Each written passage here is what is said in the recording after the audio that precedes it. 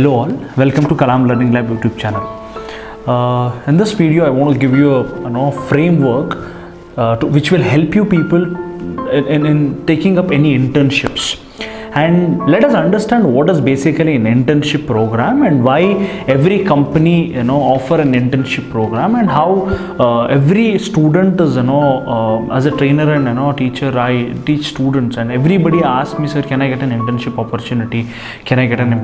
opportunity, and recommendation letter or stipend. They ask a lot of questions, but let us understand two things as a student perspective. I mean, any student who is willing to take up this any internship program, I would recommend you this best way how you can think of internships. Okay, first of all, internships is same like a job, but you are paid less, and they will train you and teach you the tools or any process or workflow that they use in their company, and they'll make you to work on that, and they'll make you to implement in that company, and they'll pay you some very reasonable amount. Okay, not like a big salary. This is basically an idea of internship. There are many companies who do this internship as a serious program, and they have a clear cut method for that, and they maintain a process oriented, a very good process for internship programs.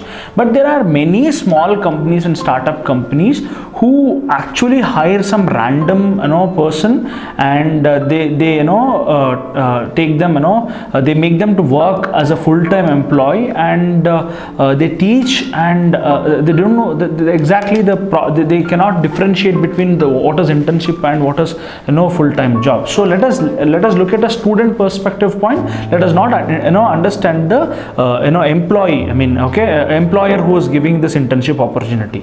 Assume that you got a job in Google, or internship opportunity in Google. Now Google will teach you some tools, techniques, or or for what you have been hired, they'll teach you those all techniques and tricks, and they'll make you to work on that particular thing. And if you are doing good in that, there might be a lot of chances where you might get absorbed by the company. I mean, from intern you can get into a full-time job in Google itself. So that is how if you go to any big company, that's how it works.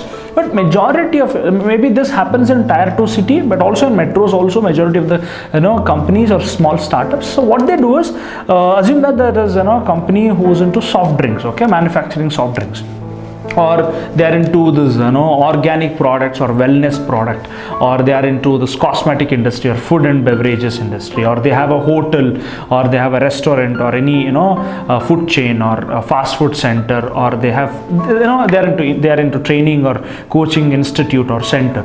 Now what they do is, assume that they want to hire someone for growth marketing or digital marketing or website design, something. Now what they do is, they pay around 5,000 or 6,000 rupees as a stipend, and now they'll hire some person as an intern for 3 months, and they pay around 6,000 rupees for 3 months, and they make them to work for 5 to 6 hours. Now if you join that small company or a startup, and if there is nobody above you who can teach you something. For example, assume that you joined an institute as a digital marketing executive or a software developer, or you want to develop a application or CRM tool for them. So if you have entered into that company, and now assume that you have to do all this stuff, but if you are alone in that particular team and you are not getting any opportunity where you can learn from those people, then I would strongly recommend you to not to go there, because you are wasting your time, and that will not add up any value to you. But if you still feel that just go and get some knowledge, or because there is nobody who can shower you knowledge, right? There is nobody who can teach you something there, so it's better to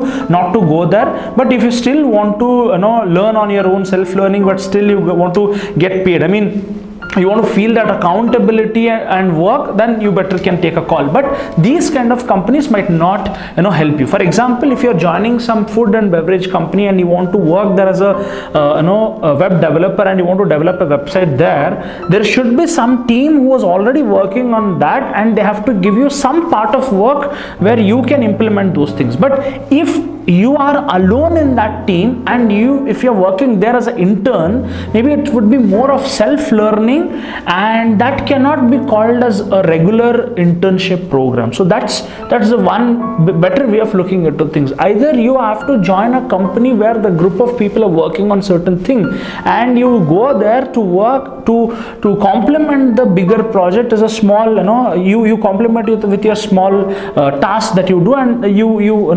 facilitate their bigger project. That is one thing. But if you join any company where there is no specific segment, and if you just keep on doing it, I mean, on a self-learn basis, only you will be working for the accountability or the money that you are getting paid for, but maybe you might not learn anything from a team as a from a team or from someone who has got that experience. So it's totally about your perspective. But if you ask me, I would recommend you to join a company which is native about you, or someone can help you to do something, or else it would be a waste of your time. And also if you really want to do self-learning, you can do it in your home instead of working for somewhere else.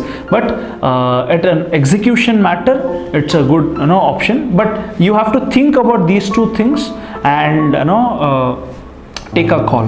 Hope this might help you whenever you take up any internship opportunities. Thank you all. Let's teach to learn.